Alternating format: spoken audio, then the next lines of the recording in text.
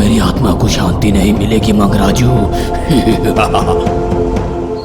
एक गांव में भुलक्कड़ मंगूराज नाम का एक आदमी रहता है। दादाजी, हम लोग हनीमून के लिए मनाली जा रहे हैं। जाओ जाओ, पर तुम ना समुद्र के निकट मत जाना। हमारे खानदान को समुद्र का श्राप है। डरो मत दादाजी, मनाली एक हिम पहाड़ी प्रदेश है, समुद्र नहीं। अच्छा ठीक है, अपना ख्याल रखना। अरे हम तो गोवा बीच जा रहे हैं ना, मनाली करके आपने दादाजी को झूठ क्यों बोला? अरे मेरे दादाजी को समुद्र से बहुत डर है, ना वो जाएंगे और ना हमें जाने देंगे। अच्छा, शायद दादाजी को तैरना नहीं आता। अरे मेरे दादाजी स्विमिंग में गोल्ड मेडलिस्ट है और वे शिप में खाना बनाने का काम भी करते थे। क्या शिप में नौकरी करते हुए भी समुद्र से डरते हैं? अजीब है ये बात। इसलिए क्योंकि ना 1986 में टाइटैनिक शिप एक्सीडेंट में डूब गया था। मेरे दादाजी किसी तरह बचकर निकल गए। तब से शिप या समुद्र का नाम सुनते ही उनके कपड़े गीले हो जाते हैं। ओह बेचारे।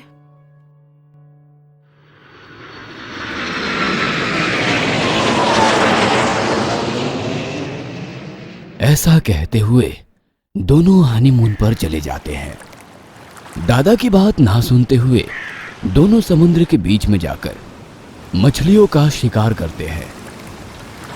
दादाजी ने बार बार कहा था ना, समुद्र के किनारे मत जाना। बड़े ऐसे ही नहीं कहते हैं। डियर, अरे ये भी कोई बात हुई? कभी दादाजी का एक्सीडेंट हुआ था, इसलिए किसी को भी जाने से मना करते हैं। नॉनसेंस। इसलिए ना मैं दादाजी को और घर वालों को बिना बताए बहुत बार बीच में दोस्तों के साथ भीगा, बोट और शिप में भी ट्रेवल किया, फिर भी कभी मुझे कुछ नहीं हुआ। फंसे हुए मछलियों को निकालते समय हाथ में चोट लग जाती है और खून निकलने लगता है। पल्लवी उस चोट पर रुमाल से पट्टी बांध देती है। बोट पीछे घुमाकर वापस आते समय मोहन उस रुमाल को समुद्र में फेंक देता है। अरे अरे, ये क्या किया आपने? आपने मेरी रुमाल ही फेंक दी। हे, आफ्टर ऑल एक रुमाल के लिए इतना फेल हो रही है। तुम चाहो तो मैं तुम्हें 10 रुमाल खरीद कर दूंगा।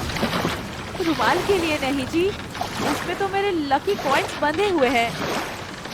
वो सिक्के मेरे स्वर्गवासी नानी की याद में उन्हें हमेशा अपने साथ ही रखती थी। वो मेरे लिए बहुत लकी है। समुद्र में कूदकर मेरे लकी कॉइन्स मुझे लाकर दीजिए। हैं? कॉइन्स के लिए अपने पति को समंदर में कूदने के लिए कह रही हो? वे लोग वहां से बोट से सीधा होटल रूम पहुंच गए।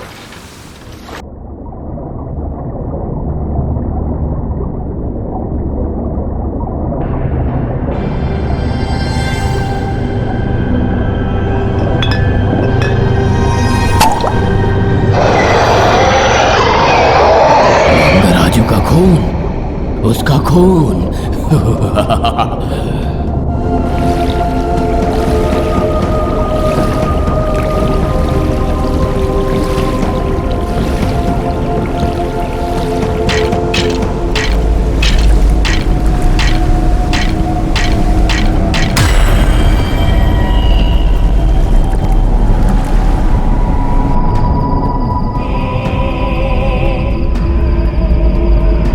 ये तो मंगराजू नहीं है, ये तो मंगराजू नहीं है।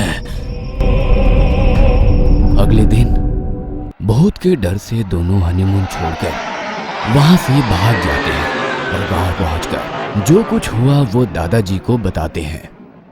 तुम लोगों ने ये क्या कर दिया? फिर से उस भूत को जगा दिया। मुझे मारे बिना वो वापस नहीं सोएगा। दादाजी, मुझे माफ कीजिए। इतने दिनों तक आपने समुंदर के पास जाने से मना किया। मुझे लगा आप डरपोक है, आपका मजाक उड़ाया। आपको बिना बताए गोवा जाकर बीच में बोट पर फिशिंग करने गया था। गोवा गए थे नालायक, और कोई जगह नहीं मिला? हाँ, जल्दी जाओ।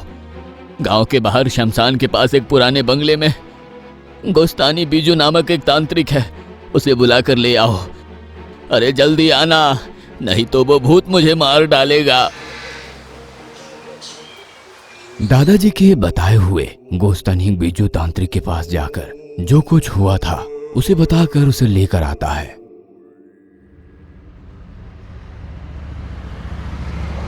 रुको, शमशान के पास कार रोको।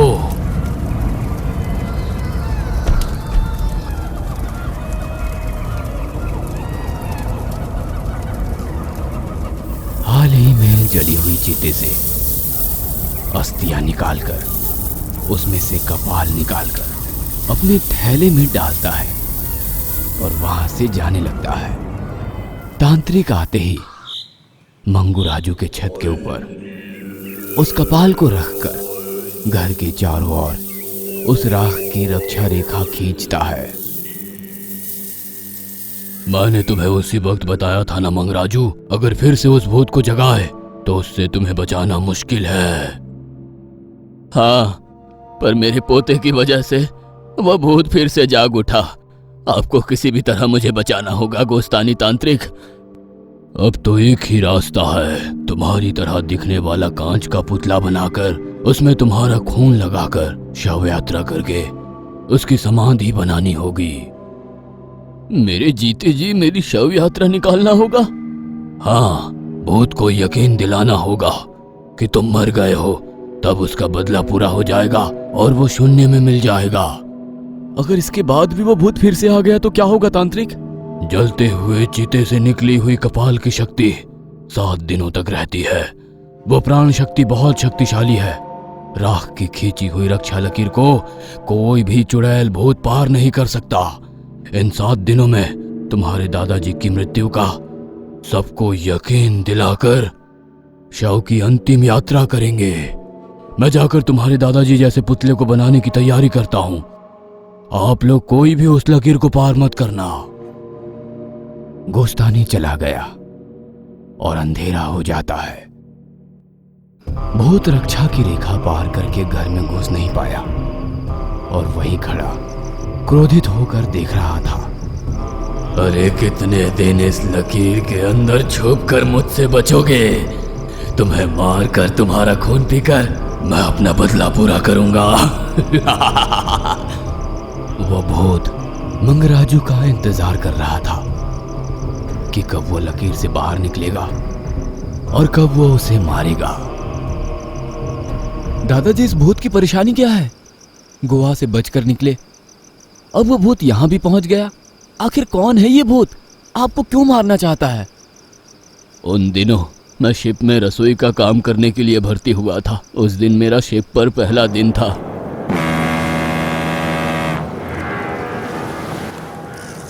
एक दिन रात को बाथरूम में टैप बंद करना भूल गया और शिप में पानी भर गया। कुछ ही घंटों में शिप डूब गया था। गोवा के किनारे होने के कारण शिप में यात्रियों को कुछ नहीं हुआ, सेफ बोट में किनारे पहुंच गए। लेकिन उस घटना में कैप्टन जैक शिप के साथ डूबकर मर गए। मेरी टैप बंद नहीं करने के कारण ही शिप डूब गया था। ये बात कोई नहीं जानता था। मैंने इस रहस्य को किसी को भी नहीं बताया। कुछ दिनों के बाद जैक भूत बनकर रात को मुझे मारने आया करता था। गोस्तानी की सहायता से मैंने उसकी आत्मा को बंदी बनाकर समंदर में फेंकवा दिया। पता नहीं इतने दिनों के बाद वह फिर वापस कैसे आया। क्या शिप में टेप नहीं बंद करने के कारण शिप डूब गया था? ये क्या बात हुई? ऐसा कैसे हो सकता है दादाजी? आजकल के शिप में ऐसा नहीं होता, पर मैं जिसमें काम करता था वो पुराना था, उसमें होता था। कैप्टन ने बताया। तुम्हारी समझ में नहीं आएगा बेटा, शिप साइंस। पता नहीं, आपकी शिप की कहानी कॉमेडी लगती है, पर भूत की बात सुनकर मेरी पैंट गीली हो जाती है। कुछ दिन बीत गए। 5 दिन बाद गोस्तानी ने मंगराजू जैसा कांच का पुतला लाकर कोई पूजा करता है और मंगराजू का हाथ चाकू से काटकर उसके खून को पुतले में लगाकर आधी रात के बाद शमशान में उस पुतले को गाड़कर वापस आ जाता है। मंगराजू मर गया है ये सोचकर वह भूत हवा में मिल जाएगा कुछ दिनों तक घर से बाहर मत निकलना। तो क्या मंगराजू मर गया? अब मैं उसके पोते को मारकर अपना बदला पूरा करूंगा।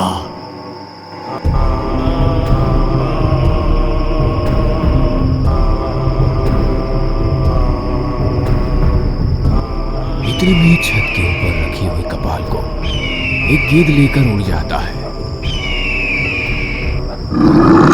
इसी समय का इंतजार करते हुए भूत घर में घुस जाता है और वहां मंगराजू को जिंदा देखकर आश्चर्य से कहता है, अरे मंगराजू, तुम जिंदा हो? तुम है तो रुको, जब तक मैं हूं तुम मंगराजू को कुछ नहीं कर सकते।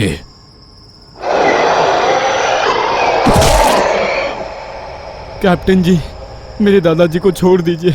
क्या उनके टैप बंद नहीं करने से कहीं शिप डूबती है क्या? कैप्टन होकर भी आप कैसे मान सकते हैं?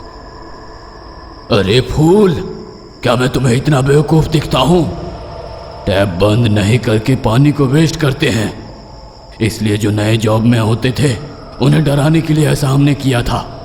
तुम्हारे दादाजी अभी तक वही सच मानते हैं, लेकिन असल में उस दिन हुआ ये था, ये बेवकूफ नींद में उठकर बाथरूम समझकर इंजन रूम में पेशाब करके डीजल का टैप ओपन करके छोड़कर चला गया और समंदर के बीच में डीजल खत्म होकर इंजन रुक गया।